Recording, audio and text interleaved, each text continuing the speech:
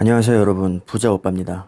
요즘에 너무 반도체 얘기만 했더니 제가 머리가 아파가지고 오늘은 증시 얘기를 좀 해볼까 합니다. 간단하게 살펴보고요. 오늘 장을 한번 그냥 제 나름대로 간단하게 예측을 해보겠습니다.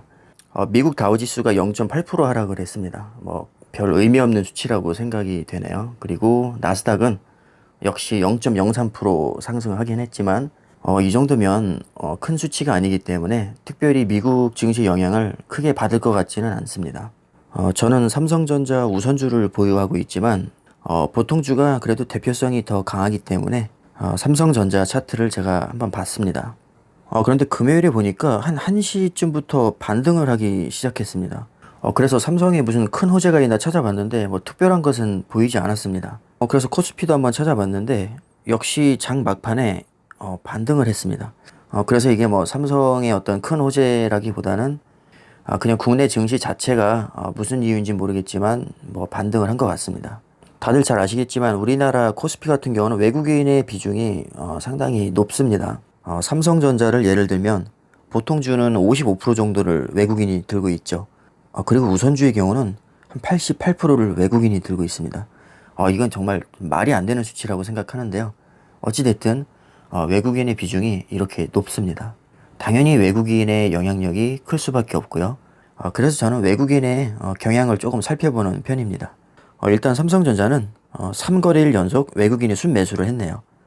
특히 지난주 금요일에는 거의 뭐 200만 주 가까이 순매수를 했습니다. 아무래도 이 외국인의 매수세가 증시에 영향을 좀 주지 않았나 그렇게 생각을 합니다.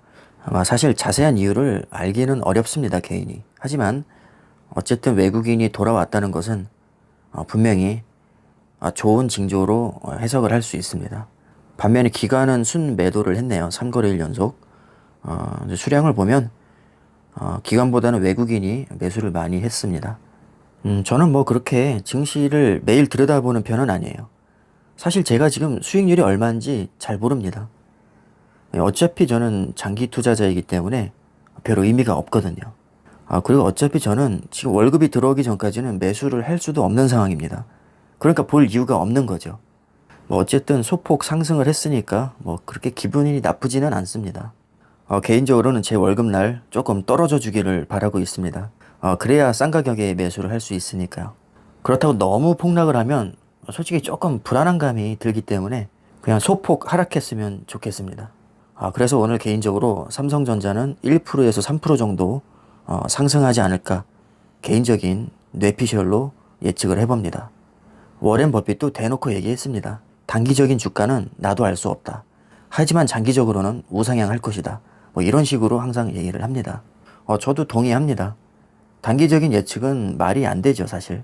로또 번호 맞추는 거랑 똑같습니다. 알 수 없고요. 하지만 장기적으로는 우리 문명이 발달하기 때문에 당연히 시장은 커질 것이고요. 장기적으로는 우상향하는 게 맞다고 봅니다. 오늘 영상은 간단히 마치겠습니다.